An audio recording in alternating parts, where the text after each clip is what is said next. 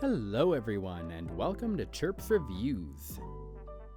Today we're going to be covering a new indie game, launching tomorrow if you're catching this on release day, called Cell Command.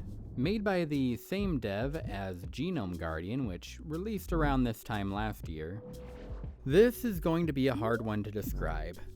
It's a turn-based roguelite that has mechanics akin to Snake, with combat and highly customizable snakes. When I first saw the gameplay, my first thought was, oh my goodness, I hope this has a tutorial.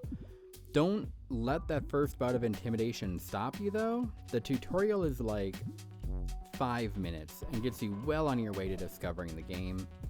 Everything else is taught as you play, and for good reason. Getting all this dumped on you in a tutorial would have been crazy overwhelming. The gist of it, your snake's length equals its health. They have attacks of varying range. Hitting an enemy reduces its length. Moving increases your length, up to a cap that varies depending on the snake. There are hundreds of different snakes, varying from the classic long boy with a melee attack, to a short flying bat with a cross-shaped blast, and everything in between. You build your units using cells, which seem a bit random at first, but you get the hang of it. T makes them bulky, C gives them ranged attacks, G gives them utility, A makes them fast. On top of that, you can add further customization through the run, tweaking stats up and down or adding new abilities entirely. Add on your leader and equipment, and I'm pretty sure you could get completely unique builds for effectively infinite runs. One thing I really liked is that these builds really feel quite different from each other, leading to completely different playstyles, and not in a buzzword definition of that. For instance, once I focused on just eating the floor, trapping enemies on an island. My win condition was just make it so no enemies can reach me until the timer runs out, with a backup of a middleweight fighter, so to speak, for any scenarios I couldn't just wait out. Another, I used a bat who had a massive AoE burst that one-shot just about everything, but basically had no defenses. So I was constantly flying around, positioning myself in a way to nuke folks without getting hit back myself. Enemies were the same way. You have to build your army in a way to deal with any strategy your foes come up with. Luckily, you can scout stages before doing them, so if you see a stage that is unbeatable for you, you can retreat and do a different one from the selection instead with no penalty. I think the only downside with this heavily randomized and varied design is that often you'll run into stages where enemies just trap themselves, even without your help.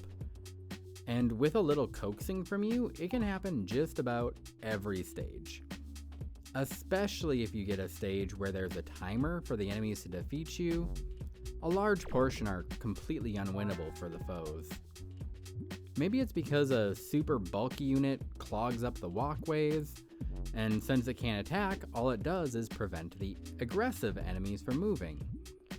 Maybe all the enemies are the ones who lay down spikes.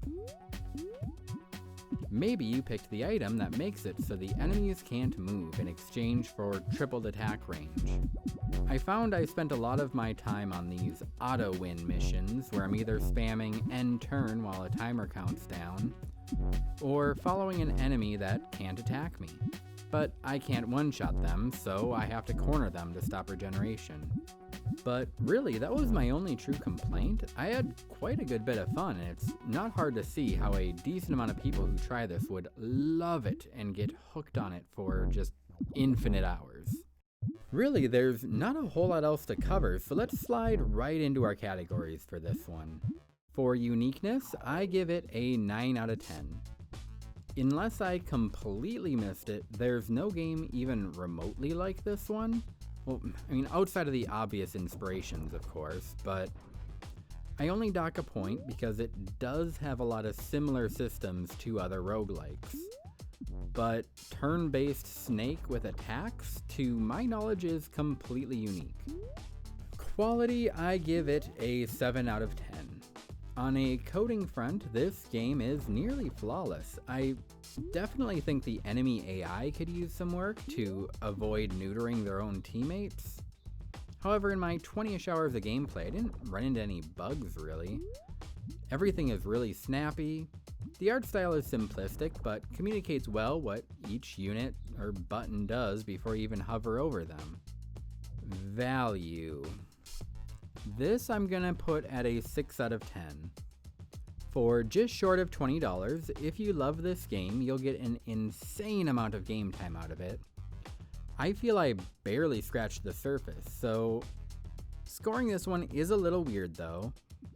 It's either a little overpriced if you play through it once, or 10 out of 10 if the game hits that spot for you, so I decided to aim for the median.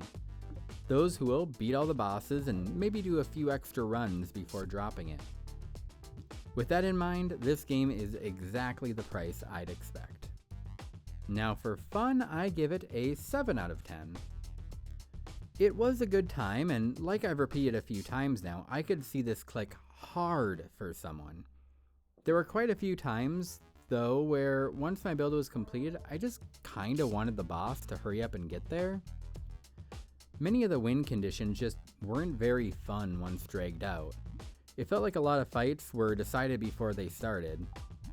However, those times where me and the enemy were reasonably well matched, there's a ton of strategy to squeak out a win. Now, does it respect your time? I think we're sitting in the 7 out of 10 area. Like I mentioned during the fun segment, there was a decent amount of time where I just wish I could hit a skip button.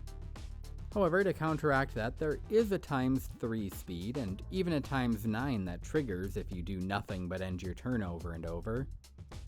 At the same time, those multipliers are a little misleading, since the enemies still take time to think before acting. And, well, there we go. Our scores for Cell Command. Respectable across the board, incredibly unique, which you know I love. I definitely recommend it if you're a fan of weird roguelites. But other than that, not much else to say. Until next time, stay fresh.